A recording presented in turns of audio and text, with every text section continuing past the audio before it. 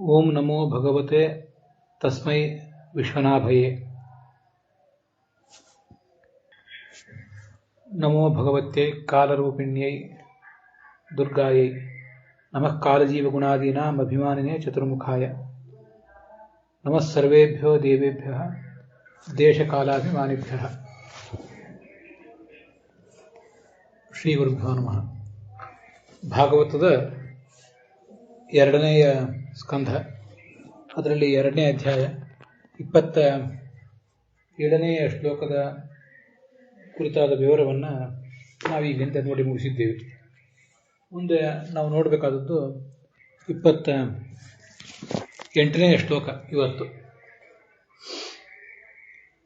ಅಲ್ಲಿ ತದ್ವಿಶ್ವನಾಭಿಂ ತ್ವಭಿಪದ್ಯ ವಿಷ್ಣು ಅಣೀಯ ಶಾಂತಿಗೆ ಬಂದಿದೆ. ವಿಶ್ವನಾಭಿ ಅಂದರೆ ಈ ಜಗತ್ತಿನ ಕೇಂದ್ರವಾದಂತಹ ಭಗವಂತ ಅಂತ ಅದರ ಅರ್ಥ ಆಗ್ತದೆ. ಕೇಂದ್ರವಾದ ಈ ಧ್ರುವ ನಕ್ಷತ್ರ, ಅಲ್ಲಿರುವ ಭಗವಂತನ ರೂಪ ಶುಂಶುಮಾರ ರೂಪ.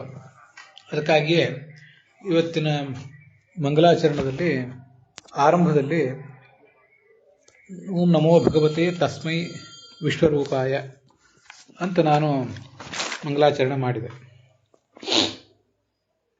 ಜಗತ್ತಿನ ಕೇಂದ್ರ ಬಿಂದು.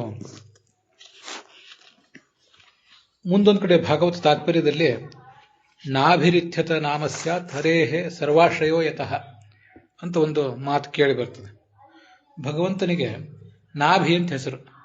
ಯಾಕೆ ಭಗವಂತನಿಗೆ ನಾಭಿ ಅಂತ ಹೆಸರು ಅಂದರೆ ಅವನು ಸರ್ವಾಶ್ರಯ, ಈ ಜಗತ್ತೆಲ್ಲದಕ್ಕೂ ಕೂಡ ಆಶ್ರಯದಾತನಾದವನು. ಆದ್ದರಿಂದ ಅವನನ್ನು ನಾಭಿ ಅಂತ ಹೇಳಬೇಕು ಅಂತ.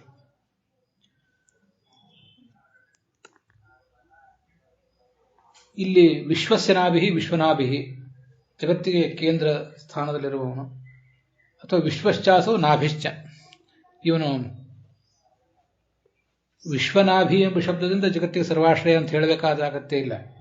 ನಾಭಿ ಎಂಬ ಶಬ್ದದಿಂದಲೇ ಜಗತ್ತಿಗೆ ಆಧಾರ ಅಂತ ಹೇಳಬಹುದು. ವಿಶ್ವ ಎಂಬ ಶಬ್ದದಿಂದ ಭಗವಂತನನ್ನು ಪೂರ್ಣ ಎಂಬ ದೃಷ್ಟಿಯಿಂದ ವಿಶ್ವ ಅಂತ ಹೇಳಿದ್ದಾರೆ ಅಂತ ನಾವು ವ್ಯಾಖ್ಯಾನ ಮಾಡಬಹುದು. ಆಯಿತು, ಅದಕ್ಕೇನು ಅರ್ಥ ಆಗ್ತದೆ ಅದನ್ನ ಈಗ ನೋಡೋಣ.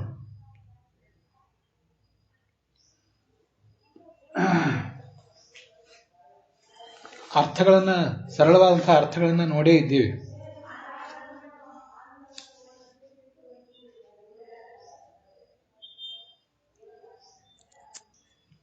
ಭಗವಂತನ ಶಿಂಶುಮಾರ ರೂಪವನ್ನು ತಲುಪ್ತಾನೆ. ಅಲ್ಲಿ ಬ್ರಹ್ಮಜ್ಞಾನಿಗಳಿಗೂ ನಮಸ್ಕಾರಕ್ಕೆ ಯೋಗ್ಯವಾದಂತಹ ಭಗವಂತನ ರೂಪವನ್ನು ನೋಡ್ತಾನೆ. ಮುಂದೆ ಅದೆಲ್ಲ ಬರೋದಿದೆ. ಮುಂದೆ ಒಂದು ಕಲ್ಪ ಆಯುಷ್ಯ ಇರುವಂತಹ ಒಂದು ಲೋಕದಲ್ಲಿ ವಾಸ ಮಾಡ್ತಾನೆ. ಮಹರ್ ಲೋಕ ಮೊದಲಾದ ಲೋಕಗಳಿಗೆ ಅಂತ ಅದರ ತಾತ್ಪರ್ಯ. ಸರಿ, ಇದಕ್ಕೆ ವಿಜಯಧ್ವಜರು ಮತ್ತು ಯಾದವಾರ್ಯರು ಏನು ಅರ್ಥ ಹೇಳಿದ್ದಾರೆ ಅಂತ ಅನ್ನೋದನ್ನ ಈಗ ನೋಡೋಣ. ಭಾಗವತ ತಾತ್ಪರ್ಯದಲ್ಲಿ ಇಲ್ಲಿ ಕೆಲವು ಅರ್ಥಗಳನ್ನು ವಿವರಿಸಿದಾರಲ್ಲ, ಭಾಗವತ ತಾತ್ಪರ್ಯದ ಅನುವಾದದಲ್ಲಿ ಅವೆಲ್ಲ ವಿಜಯಧ್ವಜರು ಹೇಳಿರುವಂತಹ ವಿಚಾರಗಳೇ. ಕೆಲವು ಕಡೆ ಹೈವದನ ಪುರಾಣಿಕಾಚಾರ್ಯರು ವಿಜಯಧ್ವಜರ ವ್ಯಾಖ್ಯಾನವನ್ನು ಅನುಸರಿಸಿರ್ತಾರೆ, ಕೆಲವು ಕಡೆ ಯಾದವಾರ್ಯರ ವ್ಯಾಖ್ಯಾನವನ್ನು. ಈ ಶಿಂಶುಮಾರನನ್ನು ಕೇವಲ ಗ್ರಹ ನಕ್ಷತ್ರಾದಿ ಧಾರಕ ಅಂತ ಹೀಗೆ ವ್ಯಾಖ್ಯಾನ ಮಾಡ್ತಾರೆ ಕೆಲವರು.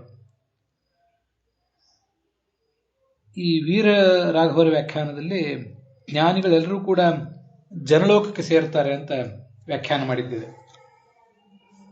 ಅದಕ್ಕಾಗಿ ಇಂಥ ಕೆಲವು ವ್ಯಾಖ್ಯಾನಗಳನ್ನು ನಾನು ತಗೊಂಡಿಲ್ಲ. ಅಲ್ಲಿರುವ ವ್ಯಾಖ್ಯಾನಗಳ ಅಪರಿಪೂರ್ಣತೆಯನ್ನು ಹೇಳುವ ದೃಷ್ಟಿಯಿಂದ ಅದು ಯೋಗ್ಯವೇ, ಅದ್ರ ಬಗ್ಗೆ ಏನು ಸಂಶಯವಿಲ್ಲ. ಆದರೂ ಪೂರ್ಣವಾದಂತಹ ನಮ್ಮ ವ್ಯಾಖ್ಯಾನ ಏನಿದೆ ಅದನ್ನು ಅನುಸರಿಸಿ ನಾವು ಹೇಳಿದರೆ ಸಾಕು ಅನ್ನೋ ದೃಷ್ಟಿಯಿಂದ ಇದನ್ನು ಮಾತ್ರ ಹೇಳ್ತಿದ್ದೇನೆ. ಜ್ಞಾನಿಗಳೆಲ್ಲರೂ ಮಹರ್ಲೋಕಕ್ಕೆ ಹೋಗ್ತಾರೆ ಅಂತ ಕೆಲವು ಕಡೆ ಹೇಳ್ತಾರೆ. ಆದರೆ ನಮ್ಮ ವ್ಯಾಖ್ಯಾನ ದೃಷ್ಟಿಯಿಂದ ಎಲ್ಲರೂ ಜನಲೋಕಕ್ಕೂ ಹೋಗುವುದಿಲ್ಲ, ಎಲ್ಲರೂ ಮಹರ್ಲೋಕಕ್ಕೂ ಹೋಗೋದಿಲ್ಲ. ಮಹಃ, ಜನಃ, ತಪಃ, ಸತ್ಯ, ವೈಕುಂಠ ಅಂತ 5 ಲೋಕಗಳಿವೆ. ಅವುಗಳೆಲ್ಲ ಲೋಕಗಳಿಗೂ ಕೂಡ ತಾರತಮ್ಯ ಅನುಸಾರ ಇವರು ಹೋಗ್ತಾರಷ್ಟೆ. ಪಿಂಗಲಾ ನಾಡಿಯಿಂದ ಅಂದರೆ ಬಲಭಾಗದ ನಾಡಿಯಿಂದ ಉತ್ಕ್ರಮಣ ಹೊಂದಿದವರು ಏನಿದ್ದಾರೆ ಅದರಲ್ಲಿ ಕೆಲವರು ಕೆಳಗಿನ ಸ್ತರದವರು ಮಹರ್ಲೋಕಕ್ಕೆ, ಮಧ್ಯಮರು ಜನಲೋಕಕ್ಕೆ, ಉತ್ತಮರು ತಪೋಲೋಕಕ್ಕೆ ಹೋಗ್ತಾರೆ. ಇವ್ರಿಗಿಂತ ಉತ್ತಮರಾದವರು ಬ್ರಹ್ಮನಾಡಿಯಿಂದ ಉತ್ಕ್ರಮಣ ಹೊಂದಿದವರು ಇದ್ದಾರೆ. ಅವರಲ್ಲಿ ಪ್ರತೀಕಾಲಂಬನರು ಸತ್ಯಲೋಕಕ್ಕೆ ಹೋಗ್ತಾರೆ. ಅವರೇ ಅಮುಖ್ಯರು, ಈ ಹಿಂದೆ ಹೇಳಲ್ಪಟ್ಟವರು. ಮತ್ತೆ ಅಪ್ರತೀಕಾಲಂಬನರು ಮುಖ್ಯರು ವೈಕುಂಠದ ಅಮುಕ್ತ ಸ್ಥಾನಕ್ಕೆ ಹೋಗ್ತಾರೆ ಅಂತ ಒಟ್ಟು ಇದು ತಾತ್ಪರ್ಯ. ಅದಕ್ಕೆ ಅಶೇಷ ಜಗದಾಧಾರ ಶುಂಶುಮಾರೋ ಹರಿಃಪರಃ ಸರ್ವೇ ಬ್ರಹ್ಮವಿದೋ ನತ್ವ ತಂ ಯಾಂತಿ ಪರಮಂ ಪರಂ ಅಂತ ಬ್ರಹ್ಮಾಂಡ ಪುರಾಣದ ಮಾತನ್ನ ಆಚಾರ್ಯರು ಅಲ್ಲಿ ಉದ್ಧರಿಸ್ತಾರೆ. ಶುಂಶುಮಾರ ರೂಪದ ಭಗವಂತ ಏನಿದ್ದಾನೆ ಅವನು ಸಮಸ್ತ ಜಗತ್ತಿಗೂ ಕೂಡ ಆಧಾರ, ಸರ್ವೋತ್ತಮ. ಎಲ್ಲ ಬ್ರಹ್ಮಜ್ಞಾನಿಗಳು ಅವನನ್ನ ನಮಸ್ಕರಿಸಿಯೇ ಈ ಮುಂದಿನ ಲೋಕಗಳಿಗೆ ಹೋಗ್ತಾರೆ ಅಂತ ಅಲ್ಲಿ ಕೇಳಿ ಬರ್ತದೆ. ಈ ಮಾತುಗಳ ಆಧಾರ ಇರುವುದರಿಂದ ನಾಭಿ ಅಂದರೆ ಸೂರ್ಯಾದಿ ಗ್ರಹಗಳಿಗೆ ಆಧಾರ ಅಂತ ಅಷ್ಟು ಮಾತ್ರ ಅರ್ಥ ಹೇಳಬಾರದು. ಅದಕ್ಕೆ ಭಗವಂತನ ಸ್ವರೂಪ ಅದಾದ್ದರಿಂದ ಪೂರ್ಣವಾದ ಜಗತ್ತಿಗೆ ಅವನ ಆಧಾರ ಅಂತಲೇ ಅದಕ್ಕೆ ವ್ಯಾಖ್ಯಾನ ಮಾಡಬೇಕು.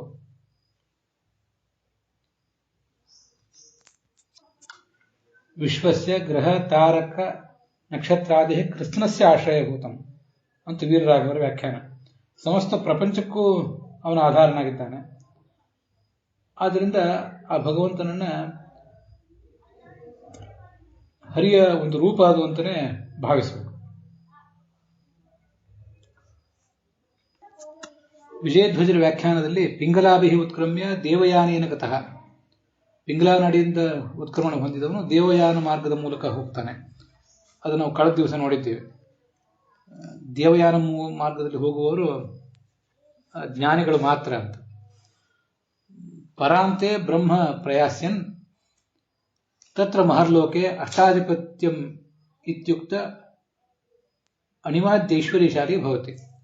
ಚತುರ್ಮುಖ ಬ್ರಹ್ಮನ ಪೂರ್ಣ ಆಯುರ್ಮಾನ ಮುಗಿದ ಮೇಲೆ ಮುಕ್ತಿಗೆ ಹೋಗ್ತಾನೆ. ಅದಕ್ಕಿಂತ ಮುಂಚೆ ಆ ಮಹರ್ಲೋಕದಲ್ಲಿ ಇದ್ದು ಅಷ್ಟಾಧಿಪತ್ಯ ಅಣಿಮಾದ್ಯ ಐಶ್ವರ್ಯವನ್ನು ಅವನು ಅನುಭವಿಸ್ತಾನೆ.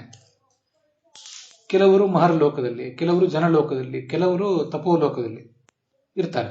ಯಾಕೆಂದ್ರೆ ಹಿಂದೆನೂ ವಿಜಯಧ್ವಜರದನ್ನು ಹೇಳಿದ್ದಾರೆ. ಜ್ಞಾನಾದಿ ಪರಿಪಾಕಾಯ, ಆ ಜ್ಞಾನಿಗಳೆಲ್ಲ ತಮ್ಮ ಚರ್ಮ ದೇಹವನ್ನೇ ಕಳ್ಕೊಂಡಿದ್ದಾರೆ. ಆದರೂ ತಮ್ಮ ಜ್ಞಾನ ಇನ್ನೂ ಪಕ್ವ ಆಗಬೇಕು, ಜ್ಞಾನ ಭಕ್ತಿ ವೈರಾಗ್ಯಗಳು ಇನ್ನೂ ಪಕ್ವ ಆಗಬೇಕು ಅಂತ ಅಲ್ಲಿರ್ತಾರೆ. ಮುಕ್ತಿಗೆ ಹೋಗುವಾಗ ಪೂರ್ಣವಾದ ಪಕ್ವತೆ ಬರಬೇಕು ಅಂತ. ಸಂಸಾರದಲ್ಲಿಯೇ ಅನೇಕ ಥರದ ಸುಖ ದುಃಖ ಇತ್ಯಾದಿಗಳನ್ನು ಉಂಡು ದೃಢವಾದ ಪರೋಕ್ಷ ಜ್ಞಾನ, ಮುಂದೆ ಮಾನಸಾಪರೋಕ್ಷ, ಸ್ವರೂಪಾಪರೋಕ್ಷ ಇಷ್ಟೆಲ್ಲ ಪಡ್ಕೊಂಡಿರ್ತಾರೆ. ಇಷ್ಟಾದರೂ ಇನ್ನೂ ಜ್ಞಾನದ ಪರಿಪಾಕ ಆಗಬೇಕು ಅಂದರೆ ಜ್ಞಾನ ಎಷ್ಟು ಆಳವಾದದ್ದು ಅನ್ನೋದನ್ನು ನಾವು ತಿಳ್ಕೋಬೇಕಾಗ್ತದೆ. ಇನ್ನು ಕೆಲವರು ಸತ್ಯಲೋಕದಲ್ಲಿರ್ತಾರೆ, ಹರಿಯಾಜ್ಞೆಯ ಭಗವಂತನ ಆಜ್ಞೆಗನುಸಾರವಾಗಿ. ಇದು ಪಿಂಗಲಾ ನಾಡಿಯಿಂದ ಉತ್ಕ್ರಮಣ ಹೊಂದಿದವರಿಗಾಯಿತು. ಬ್ರಹ್ಮಯಾನದಿಂದ ಹೋದವರು ಅಪ್ರತೀಕಾಲಂಬನರು ಅಂದರೆ ಮುಖ್ಯರು, ಪ್ರತೀಕಾಲಂಬನರು ಅಂದರೆ ಅಮುಖ್ಯರು. ಅವರೆಲ್ಲ ಶುಂಶುಮಾರ ಹರಿಣ ಅನುಜ್ಞಾತಾ. ಎಲ್ಲರೂ ಶುಂಶುಮಾರ ರೂಪದ ಭಗವಂತನ ಆಜ್ಞೆಯನ್ನು ತಗೊಂಡು ಮುಂದೆ ವಾಯುವಿನ ಬಳಿಗೆ ಹೋಗಿ ಅಲ್ಲಿಂದ ಪರಬ್ರಹ್ಮನ ಬಳಿಗೆ ಹೋಗ್ತಾರೆ. ಕೆಲವರನ್ನ ಮುಖ್ಯ ಪ್ರಾಣ ಚತುರ್ಮುಖ ಬ್ರಹ್ಮನ ಬಳಿಗೆ ಒಯ್ತಾನೆ, ಅಮುಖ್ಯರನ್ನ. ಮುಖ್ಯರಾದವರನ್ನ ಆ ಪರಮಾತ್ಮನ ಬಳಿಗೆನೆ ಅಮುಕ್ತ ಸ್ಥಾನಕ್ಕೆ ಒಯ್ತಾನೆ. ಇದು ವಿಜಯಧ್ವಜರು ಹೇಳಿರುವಂತಹ ವಿಚಾರ. ಇನ್ನು ಮುಂದೆ ಯಾದವಾರರು ಹೇಳಿದಂತಹ ವಿಚಾರಗಳನ್ನ ನೋಡುವ. ಏಕಂ ಅಂತ ಶಬ್ದ ಇದೆ ಶ್ಲೋಕದಲ್ಲಿ, ಪೂರ್ವಾರ್ಧದಲ್ಲಿ. ಏಕ ಅನ್ನೋದಕ್ಕೆ ಸರ್ವೋತ್ತಮ ಅಂತ ಅರ್ಥ.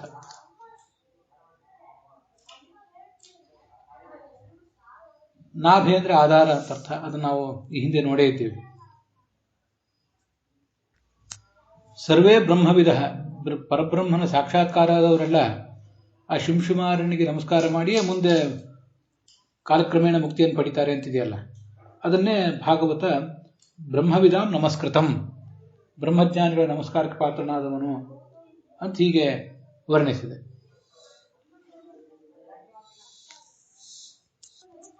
ಪರಮಪದಕ್ಕೆ ಹೋಗ್ತಾರೆ ಅಂತ ಭಾಗವತ ತಾತ್ಪರ್ಯದಲ್ಲಿದೆಯಲ್ಲ, ಆ ಪರಮ ಪದ ಅಂದ್ರೆ ಮಹಾರಾಜ ಲೋಕ, ಜನ ತಪಃ ಮೊದಲಾದ ಲೋಕಗಳಿಗೆ ಮುಂದೆ ಹೋಗ್ತಾರೆ ಅಂತ ಅದರ ತಾತ್ಪರ್ಯ. ಭಾಗವತ ತಾತ್ಪರ್ಯದಲ್ಲಿ ತದ್ವಿಷ್ಣೋರ್ ವಿಶ್ವಾಧಾರಂ ರೂಪಂ ಪ್ರತಿಪದ್ಯ, ಜಗತ್ತಿಗೆ ಆಧಾರವಾದ ಭಗವಂತನ ರೂಪವನ್ನು ತಲುಪಿ ತತ್ರ ಕಲ್ಪಾಯುಷಃ ತಂ ಮಹರ್ಲೋಕಂ ಉಪೈತಿ. ಮಹರ್ಲೋಕದಲ್ಲಿ ಒಂದು ಕಲ್ಪ ಆಯುಷ್ಯ ಇರುವ ಅವಕಾಶದಲ್ಲಿ ಅವನಿರ್ತಾನೆ ಅಂತ ತಾತ್ಪರ್ಯ. ಅದಕ್ಕೆ ಆಚಾರ್ಯರು ಬ್ರಹ್ಮಪುರಾಣದ ಮತ್ತೊಂದು ಶ್ಲೋಕವನ್ನು ಉದ್ಧರಿಸ್ತಾರೆ. ಮಹರ್ಲೋಕದಲ್ಲಿ ಆಯುಷ್ಯ, ಸ್ವರ್ಗಲೋಕದಲ್ಲಿ ಆಯುಷ್ಯ ಎಷ್ಟು, ಮಹರ್ಲೋಕದಲ್ಲಿ ಎಷ್ಟು, ಜನ ತಪ ಸತ್ಯ ಮೊದಲಾದ ಲೋಕಗಳಲ್ಲಿ ಇರುವ ಆಯುಷ್ಯ ಎಷ್ಟು, ಇರುವ ಕಾಲಾವಧಿ ಎಷ್ಟು ಅಂತ ವರ್ಣನೆ ಮಾಡ್ತಾರೆ. ಮನ್ವಂತರ ಆಯುಷ್ಯ ಸ್ವರ್ಗ್ಯಾಹ, ಸ್ವರ್ಗ್ಯಾಹ ಅಂದ್ರೆ ಸ್ವರ್ಗೇ ಭವಾಹ, ಸ್ವರ್ಗಕ್ಕೆ ಯಾರು ಹೋಗ್ತಾರೆ ಜ್ಞಾನಿಗಳು ಅವರು ಮನ್ವಂತರ ಆಯುಷ್ಯ. ಒಂದೊಂದು ಮನ್ವಂತರ ಕಾಲ ಮಾತ್ರ ಅಲ್ಲಿರ್ಲಿಕ್ಕೆ ಸಾಧ್ಯ. ಮನ್ವಂತರ ಕಲ್ಪ, ದಿನಕಲ್ಪ ಮತ್ತು ಮಹಾಕಲ್ಪ ಅಂತ 3 ಥರದ ಕಲ್ಪಗಳಿವೆ. ಮನ್ವಂತರ ಕಲ್ಪ ಅಂದ್ರೆ ಸುಮಾರು 30-32 ಕೋಟಿ ವರ್ಷಗಳ ಕಾಲ. ಮತ್ತೆ ಒಂದು ದಿನಕಲ್ಪ ಅಂದ್ರೆ 432 ಕೋಟಿ ವರ್ಷದ ಹಗಲು, 432 ಕೋಟಿ ವರ್ಷದ ರಾತ್ರಿ. ಇದು ಒಂದು ದಿನ. ಚತುರ್ಮುಖ ಬ್ರಹ್ಮನಿಗೆ ಸಂಬಂಧಪಟ್ಟಂತೆ ಇವೆಲ್ಲ. ಆ ಚತುರ್ಮುಖ ಬ್ರಹ್ಮನ ಒಂದು 30 ಕೋಟಿ ವರ್ಷವನ್ನೇ ಒಂದು ಮನ್ವಂತರ ಅಂತ ಅನ್ನೋದು.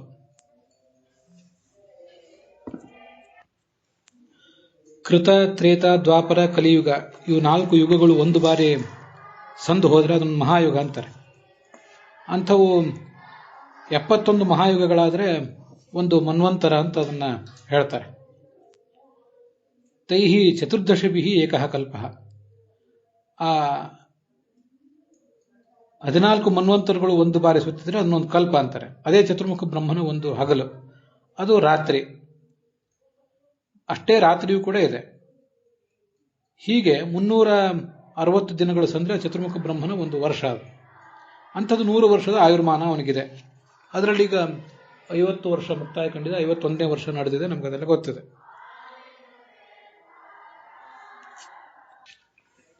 $43,20,000 ವರ್ಷದ ಒಂದು ಚತುರ್ಯುಗ ಪ್ರಮಾಣ ಏನಿದೆ, ಒಂದು ಮಹಾಯುಗದ ಪ್ರಮಾಣ, ಅಂಥದ್ದು 71 ಮಹಾಯುಗ ಆದರೆ ಒಂದು ಮನ್ವಂತರ ಅಂತ ನಾವು ನೋಡಿದ್ವಿ. 30,67,00,000 ವರ್ಷ, 20,000 ವರ್ಷ, 30,67,20,000 ವರ್ಷದ ಕಾಲಮಾನ ಅದು. ಅಂಥದ್ದು ಮತ್ತೆ 14 ಆಗಬೇಕು. ಹೀಗೆ 14 ಆದರೆ ಅದನ್ನ ಒಂದು ಕಲ್ಪ ಅಂತ ಹೇಳ್ತಾರೆ. ಅದೇ 432 ಕೋಟಿ ವರ್ಷಕ್ಕೆ ಸಮಾನ ಆಗ್ತದೆ. ಬ್ರಹ್ಮನ ಒಂದು ಹಗಲು ಅಷ್ಟೇ ಮತ್ತು ರಾತ್ರಿ ಇದೆ.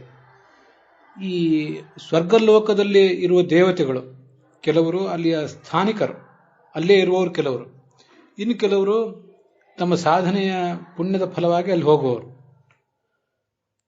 ಇಲ್ಲಿ ಈ ಶ್ಲೋಕದಲ್ಲಿ ಹೇಳ್ತಿರುವುದೆಲ್ಲ ಆ ಲೋಕದ ಸ್ಥಾನಿಕರನ್ನಲ್ಲ. ಪ್ರಾಯ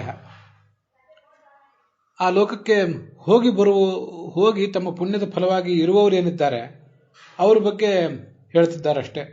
ಹಾಗೆ ಅದನ್ನು ವ್ಯಾಖ್ಯಾನ ಮಾಡಬೇಕು. ಸ್ವರ್ಗ್ಯಾಹ ಅಂದ್ರೆ ಸ್ವರ್ಗಲೋಕಕ್ಕೆ ಹೋದವರು. ಹೆಚ್ಚು ಅಂದ್ರೆ ಬಹಳ ಪುಣ್ಯ ಮಾಡಿದ್ರೆ ಒಂದು ಮನ್ವಂತರ, ಒಂದು 30 ಕೋಟಿ ವರ್ಷಗಳ ಕಾಲ ಅಲ್ಲಿರಬಹುದು. ಸ್ವರ್ಗಲೋಕದಲ್ಲಿ ಇಂದ್ರಾದಿ ದೇವತೆಗಳೆಲ್ಲ ಇರ್ತಾರೆ. ಅವರಿಗೂ ಒಂದು ಸುದೀರ್ಘವಾದ ಕಾಲಮಾನ ಇದೆ. ಚತುರ್ಮುಖ ಬ್ರಹ್ಮನಂತೆಯೇ ದೀರ್ಘಕಾಲ ಅವರು ಬದುಕ್ತಾರೆ. ಆದರೆ ಅವರಿಗೆ ಆ ಪದವಿಯ ಭಾರ ಇರುವುದು. ಒಬ್ಬೊಬ್ಬರಿಗೆ ಒಂದೊಂದು ರೀತಿಯಾದ ಭಾರ ಇರ್ತದೆ. ಸ್ವರ್ಗ್ಯಾಹ ಅಂದ್ರೆ ಸ್ವರ್ಗೇ ಭವಾಹ, ಮನ್ವಂತರಾಯುಷಃ ಅಂದ್ರೆ ಮನ್ವಂತರಂ, ಏಕಮನುಭುಕ್ತಿ ಕಾಲಂ ಪರಿಮಿತಂ ಆಯುಹು ಯಶಾಂತೆ ತಥಾ. ಒಬ್ಬ ಮನು ಏನು ಆಳ್ವಿಕೆ ಮಾಡ್ತಾನೆ, ಆ ಮನುವಿನ ಆಳ್ವಿಕೆ ಕಾಲ ಎಷ್ಟಿದೆಯಲ್ಲ ಅಷ್ಟು ಅವರ ಅವಧಿ ಅಂತ ತಾತ್ಪರ್ಯ ಅದಕ್ಕೆ. ಈಗ ಸ್ವಯಂಭೂಮನು, ಸ್ವಾರೋಚಿಷ, ಉತ್ತಮ, ತಾಪಸ, ರೈವತ, ಚಾಕ್ಷುಷ ಅಂತ 6 ಮನುಗಳಾಗಿ ಹೋಗಿದ್ದಾರೆ. 7ನೇ ವೈವಸ್ವತ ಮನ್ವಂತರದ ಈಗ ನಡೆದಿದೆ, ನಮಗಿದೆಲ್ಲ ಗೊತ್ತಿದೆ. 30 ಕೋಟಿ ವರ್ಷ ಆದಮೇಲೆ ಮತ್ತೊಬ್ಬ ಮನು ಬರ್ತಾನೆ. ಸ್ವರ್ಗೇ ವಿದ್ಯಮಾನ ಪೂರ್ವೇಶಾಂ ದೇವಾನ ಪ್ರಾಯಶೋ ನಾಶಾತ್. ಅಲ್ಲಿರುವಂತಹ ದೇವತೆಗಳೆಲ್ಲರೂ ಕೂಡ ನಷ್ಟ ಆಗಿಬಿಡ್ತಾರೆ ಅಂತ ಯಾದವಾರ ಹೇಳ್ತಾರೆ. ಅದೇನೇ ಇಲ್ಲಿ ನಷ್ಟ ಆಗ್ತಾರೋ ಬಿಡ್ತಾರೋ ಅಂತೂ ಅಲ್ಲಿರುವ ದೇವತೆಗಳ ಬಗ್ಗೆ ಅದು ಹೇಳಿದ್ದಲ್ಲ ಅಂತ ನನ್ನ ಅಭಿಪ್ರಾಯ. ಇಲ್ಲಿಂದ ಅಲ್ಲಿಗೆ ಹೋದವರ ಅಭಿಪ್ರಾಯ, ಪುಣ್ಯದ ಫಲವಾಗಿ ಹೋದವರು. ಮುಂದೆ ಮಹರ್ಲೋಕೇತು ಕಾಲ್ಪಿಕಾಹ ಅಂತಿದೆಯಲ್ಲ. ಕಾಲ್ಪಿಕಾಹ ಅಂದ್ರೆ ಒಂದು ಕಲ್ಪ ಅಂದ್ರೆ ಇಲ್ಲಿ ಬ್ರಹ್ಮನ ಒಂದು ದಿನ ಅಂತ ನಾವು ತಿಳ್ಕೊಳ್ಬೇಕು. ಒಂದು ಕಲ್ಪ ಅಂದ್ರೆ ಮನ್ವಂತರ ಕಲ್ಪಕ್ಕೂ ಹೇಳ್ಬೋದು, ದಿನಕಲ್ಪಕ್ಕೂ ಹೇಳ್ಬೋದು, ಮಹಾಕಲ್ಪಕ್ಕೂ ಹೇಳ್ಬೋದು. ಆದರೆ ಇಲ್ಲಿ ತಗೊಳ್ಬೇಕಾದ್ದು ದಿನಕಲ್ಪವನ್ನು. ಬ್ರಹ್ಮನ ಒಂದು ದಿನದ ಕಾಲ ಅವರ ಅವಧಿ ಇರ್ತದೆ, ಅಲ್ಲಿ ಹೋದವ್ರದ್ದು ಹಾಗೆ ಅವಧಿ ಇರ್ತದೆ ಅಂತ ತಾತ್ಪರ್ಯ. ಇಲ್ಲಿಯೂ ಕೂಡ ಆ ಮಹರ್ಲೋಕಕ್ಕೆ ಹೋದ ಪುಣ್ಯವಂತರು, ಜ್ಞಾನಿಗಳೇನಿದ್ದಾರೆ ಅವರಿಗೆ ಅಲ್ಲಿ ಇರ್ಲಿಕ್ಕೆ ಅವಕಾಶ ಅಷ್ಟು ಅನ್ನೋದನ್ನು ಅದು ತಿಳಿಸುವಂಥ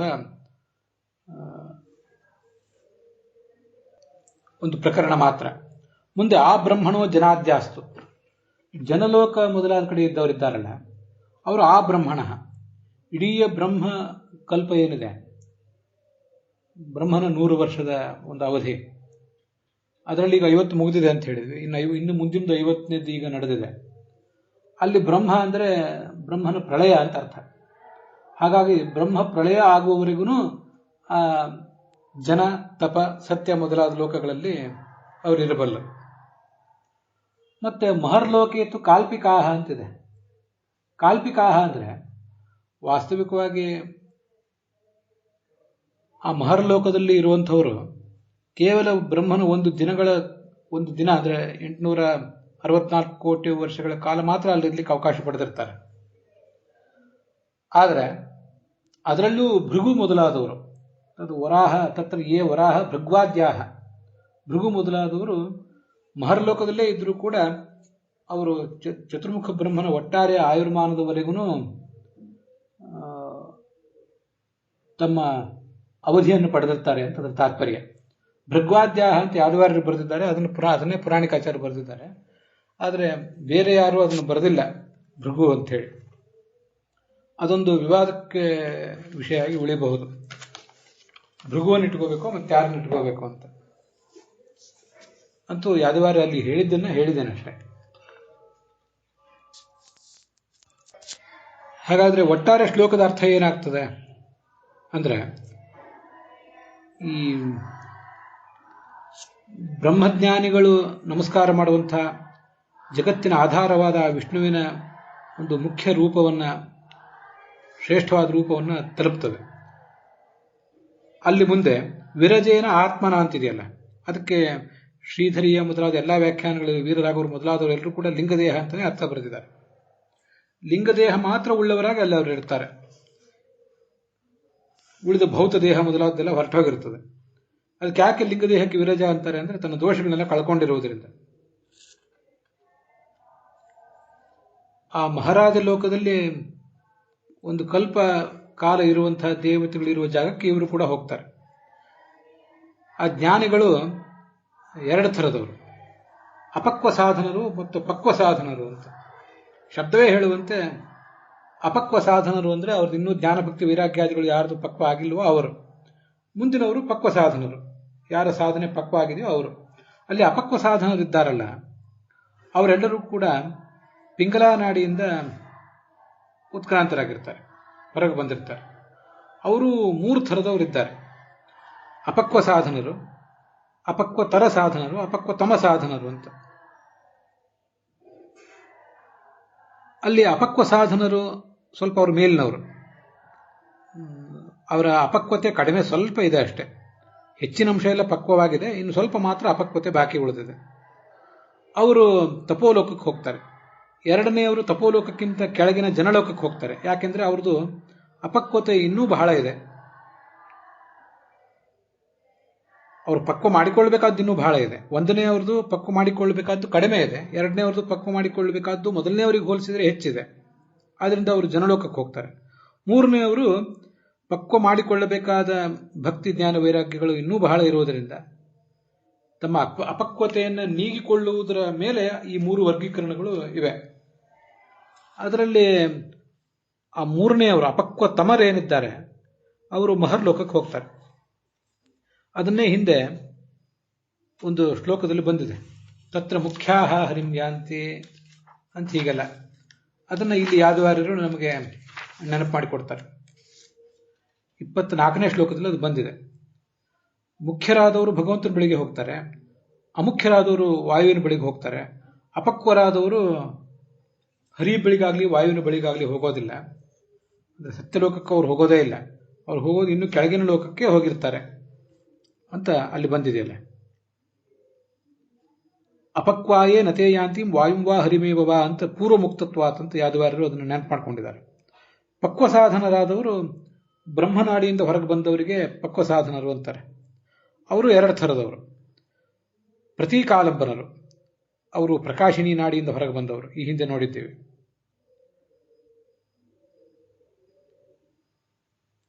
ಇವರು ಪ್ರತೀಕಾಲಂಬನರು, ಇವರನ್ನ ಅಮುಖ್ಯರು ಅಂತ ಹೇಳುವರು.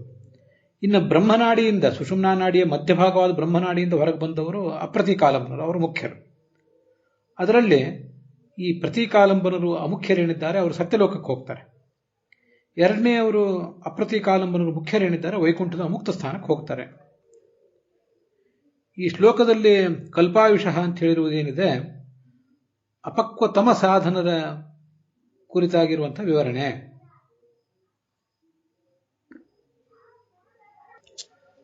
ಶ್ಲೋಕ ಎಲ್ಲಾ ವಿವರಗಳನ್ನು ನಮಗೆ ಕೊಟ್ಟಿಲ್ಲ. ಅವರು ಅದು ಕೊಡದೇ ಇರುವಂತಹ ವಿವರಗಳನ್ನು, ಭಾಗವತ ಶ್ಲೋಕ ಕೊಡದೇ ಇರುವ ವಿವರಗಳನ್ನು ಬ್ರಹ್ಮಾಂಡ ಮತ್ತು ಬ್ರಹ್ಮ ಪುರಾಣದ ಮೂಲಕ ಆಚಾರ್ಯರು ನಮಗೆ ಒದಗಿಸಿಕೊಟ್ಟಿದ್ದಾರೆ.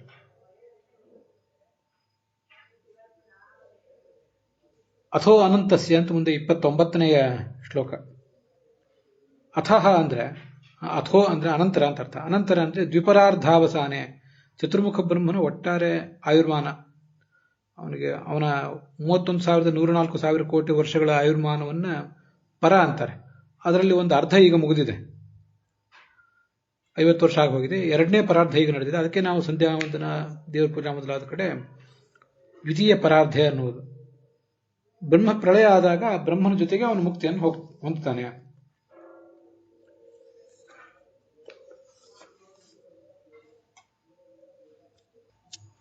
ಸಿದ್ಧೇಶ್ವರ ಜುಷ್ಟ ದಿಷ್ಣ್ಯಂ ಅಂತಿದೆ. ಸಿದ್ಧೇಶ್ವರರು ಅಂದ್ರೆ ಸನಕಾದಿಗಳು, ಅವರಿಂದಲೂ ಸೇವಿತವಾದ ಆ ಚತುರ್ಮುಖ ಬ್ರಹ್ಮನ ಸ್ಥಾನವನ್ನ ತಲುಪ್ತಾರೆ. ಮಹರ್ಲೋಕಾದೇಹೇ ನಿರ್ಗತ್ಯ, ಮಹಾ ಜನ ತಪ ಮೊದಲಾದ ಲೋಕಗಳಿಂದ ದಾಟಿ ಸತ್ಯಲೋಕಕ್ಕೆ ಅವ್ರು ಹೋಗ್ತಾರೆ. ಅಥೋ ಅನಂತಸ್ಯ ಮುಖಾನಿಲೇನ ದಂದಹ್ಯಮಾನಂ ಸ ನಿರೀಕ್ಷ್ಯ ವಿಶ್ವಂ. ಅನಂತ ಅಂದ್ರೆ ಭಗವಂತ, ಅವನ ಮುಖದಿಂದ ಹೊರಗೆ ಬಂದಿರುವ ಅನಲ ಅಂದ್ರೆ ಬೆಂಕಿ.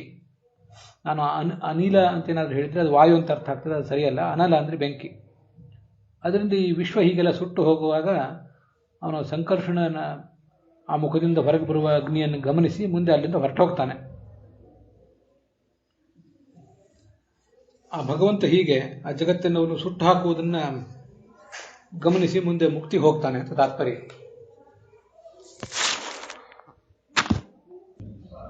ಶೇಷಾಂತರ್ಗತ ಸಂಕರ್ಷಣಸ್ಯ ಮುಖಾನಿದೇನ ಮುಖನಿರ್ಗತ ಅಗ್ನಿನ ಅಂತ ಹೇಳ್ತಾರೆ ಅದನ್ನು ಯಾದವಾರ್ಯರು. ಮಹಾಪ್ರಳಯಂ ಪ್ರಾಪ್ತಮ ಅವಲೋಕ್ಯ, ಮಹಾಪ್ರಳಯ ಬಂದಿರುವುದನ್ನು ಗಮನಿಸಿ ಅವನು ಮುಕ್ತಿಯ ಕಡೆಗೆ ಸಾಗುತ್ತಾನೆ. ಮುಂದೆ 30ನೇ ಶ್ಲೋಕ.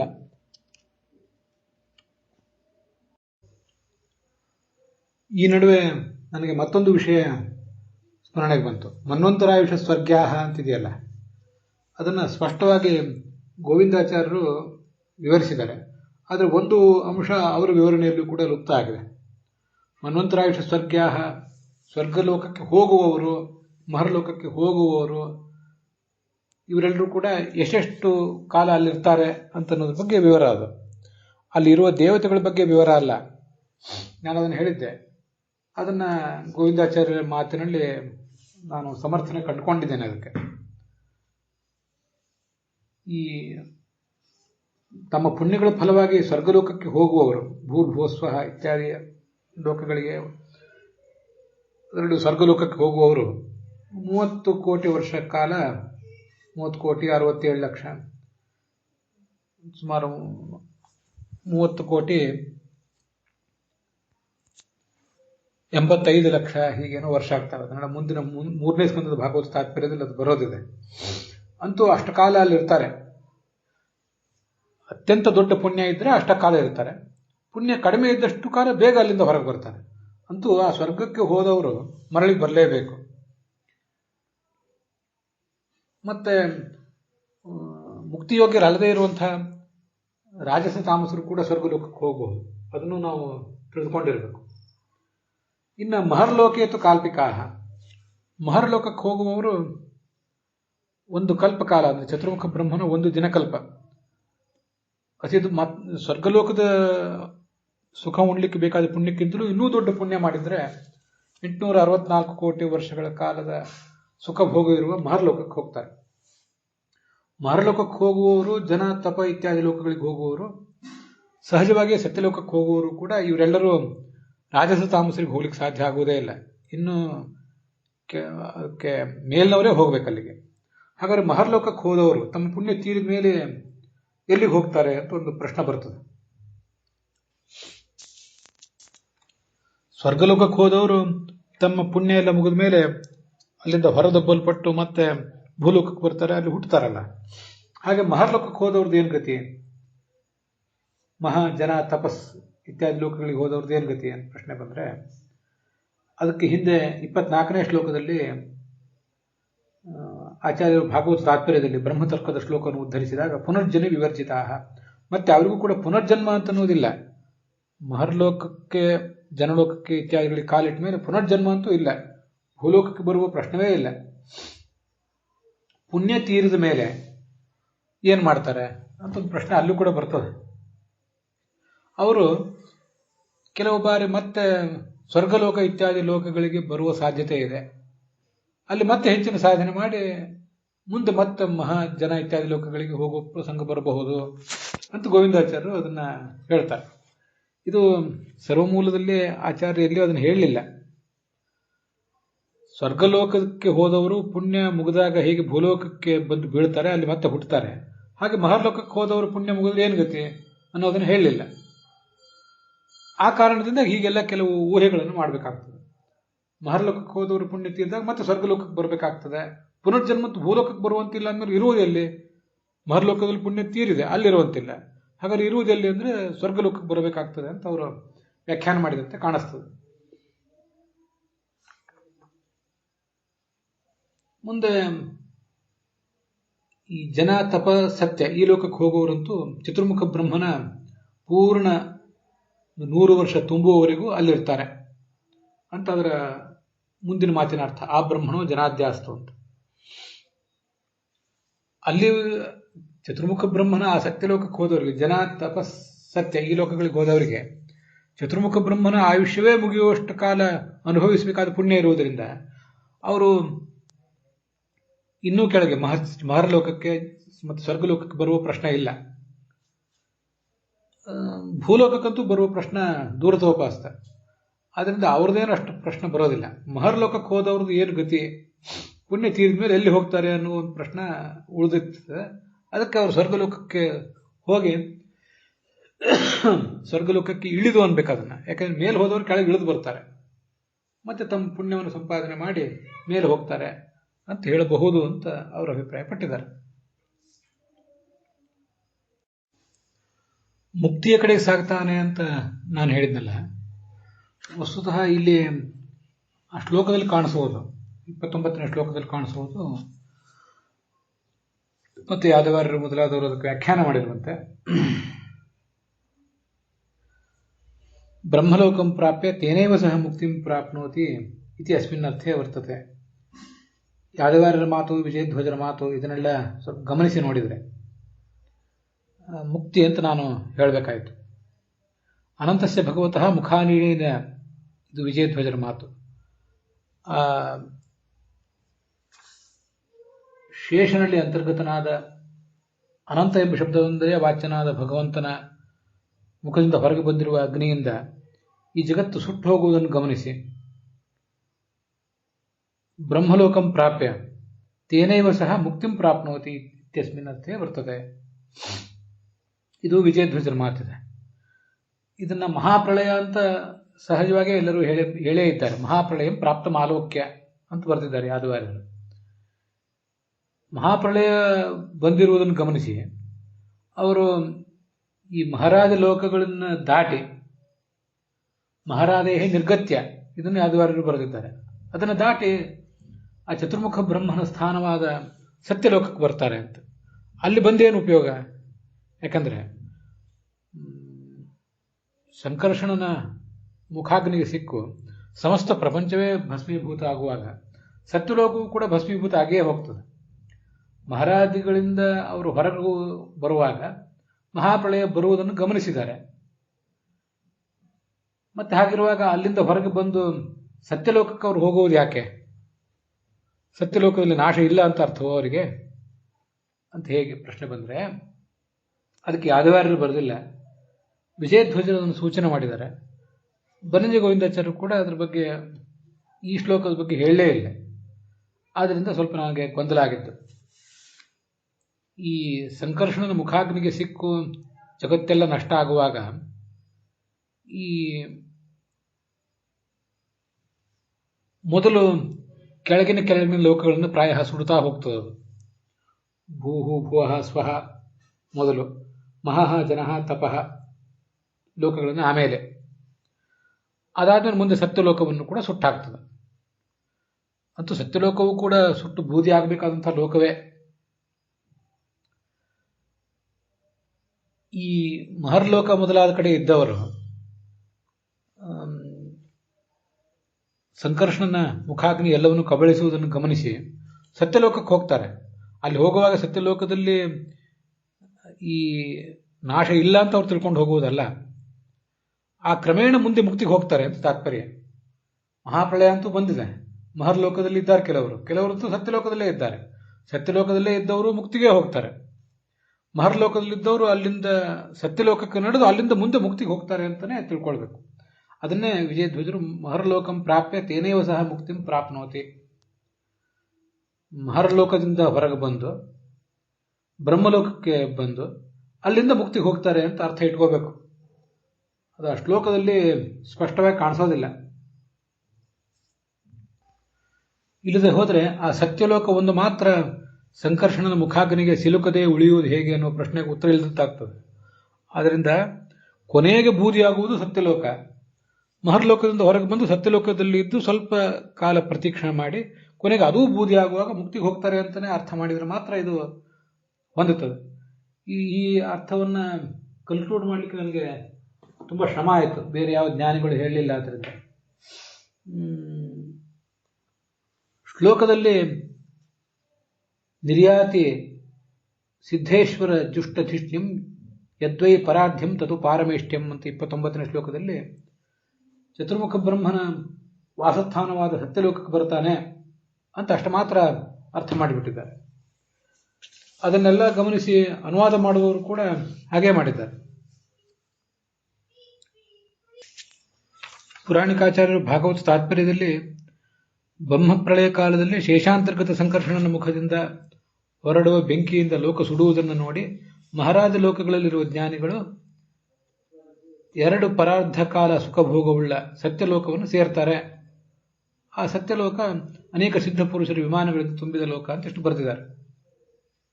ಆ ಸತ್ಯಲೋಕದಲ್ಲಿ ಯಾವುದರ ದುಃಖವೂ ಇಲ್ಲ, ವ್ಯಥೆಯೂ ಇಲ್ಲ ಅನ್ನೋ ಅರ್ಥವನ್ನೆಲ್ಲ ಮುಂದೆ 30ನೇ ಶ್ಲೋಕದಲ್ಲಿ ಹೇಳ್ತಾರೆ. ಸಮಸ್ತ ಲೋಕವೂ ಸುಡುವುದಾದರೆ ಅವರು ಸತ್ಯಲೋಕಕ್ಕಾದರೂ ಯಾಕೆ ಬರ್ತಾರೆ ಅನ್ನೋದನ್ನು ಭಾಗವತ ತಾತ್ಪರ್ಯದಲ್ಲಿ ಆ 29ನೇ ಶ್ಲೋಕದ ವ್ಯಾಖ್ಯಾನದಲ್ಲಿ ಅವರು ಬರೆದಿಲ್ಲ. ಆದರೆ ಸುಲಲಿತ ಭಾಗವತದಲ್ಲಿ ಸ್ವಲ್ಪ ಅದ್ರ ಬಗ್ಗೆ ಸೂಚನೆ ಕೊಟ್ಟಿದ್ದಾರೆ. ಶೇಷಾಂತರ್ಗತ ಸಂಕರ್ಷಣ ಮುಖಾಗ್ನಿಯಿಂದ 14 ಲೋಕಗಳು ಸುಟ್ಟು ಹೋಗ್ತವೆ. ಬ್ರಹ್ಮಾದಿ ಸಕಲ ಲೋಕಪಾಲಕರನ್ನು ನರಸಿಂಹ ಸುಡುತ್ತಾನೆ. ಆಗ ಈ ಎಲ್ಲಾ ಜ್ಞಾನಿಗಳು ಲಿಂಗ ಶರೀರ ಯುಕ್ತರಾಗಿ ಬ್ರಹ್ಮಾಂಡದ ಹೊರಗೆ ನವಾವರಣದಲ್ಲಿರುವ ತಮ್ಮ ಮೂಲ ರೂಪದಲ್ಲಿ ಐಕ್ಯ ಹೊಂದುತ್ತಾರೆ ಅಂತ ಅದಕ್ಕೆ ಅವರ ಅರ್ಥ ಬರೀತಾರೆ. ಅದೆಲ್ಲ ಮುಂದೆ 31, 32, 33 ಇತ್ಯಾದಿ ಶ್ಲೋಕಗಳಲ್ಲಿವೆ. ಆದರೆ ಅನುವಾದ ಆಗುವಾಗ ಕೆಲವು ಸಾರಿ ಮುಂದಿನ ಶ್ಲೋಕದ ಅನುವಾದ ಹಿಂದಿನ ಶ್ಲೋಕದ ಜೊತೆಗೆ ಸೇರಿ ಹೋಗಿರ್ತದೆ. ಅಂತ ಸ್ವಲ್ಪ ವ್ಯತ್ಯಾಸಗಳಿರ್ತವೆ. ಆದ್ದರಿಂದ ಮಹರ್ಲೋಕವನ್ನು ದಾಟಿ ಸತ್ಯಲೋಕಕ್ಕೆ ಬರ್ತಾರೆ ಅಂದ್ರೂ ಸತ್ಯಲೋಕದಲ್ಲಿಯೂ ಕೂಡ ಬೆಂಕಿ ಕಾಲಿಟ್ಟಾಗ, ಸಂಕರ್ಷಣ ಮುಖಾಕರಿ ಕಾಲಿಟ್ಟಾಗ ಅಲ್ಲಿಂದ ಪೂರ್ಣವಾಗಿ ಎದ್ದು ಹೊರಗೆ ಹೋಗಿಬಿಡ್ತಾರೆ, ಮುಕ್ತಿ ಲೋಕಕ್ಕೆ ಹೋಗ್ತಾರೆ ಅಂತ ಅದರ ತಾತ್ಪರ್ಯ ತಿಳ್ಕೊಳ್ಬೇಕು. ಇಲ್ಲದೆ ಹೋದ್ರೆ ಅದಕ್ಕೇನು ಸಮಾಧಾನ ಇಲ್ಲದಂತೆ ಆಗ್ತದೆ. ಅಲ್ಲಿಗೆ ಈ 29ನೇ ಶ್ಲೋಕದ ವಿವರದೊಂದಿಗೆ ಇವತ್ತಿನ ಈ ಭಾಗ ಸಮಾಪ್ತವಾಗಿದೆ. ಹುಸಿಯ ನಾಡಿ ಹೊಟ್ಟೆ ಹೊರೆವ ವಿಷಯದಲ್ಲಿ ರಸಿಕನೆಂದು ಹುಸಿಗೆ ಹಾಕದಿರೋ ಇನ್ನು ಋಷಿಕೇಶನೇ, ಈಶನಿನ್ನ ಚರಣ ಭಜನೆ ಆಸೆಯಿಂದ ಮಾಡುವೆ, ದೋಷ ರಾಶಿ ನಾಶ ಮಾಡು ಶ್ರೀಶ ಕೇಶವ. ಶ್ರೀಕೃಷ್ಣಾರ್ಪಣ ಮಸ್ತು.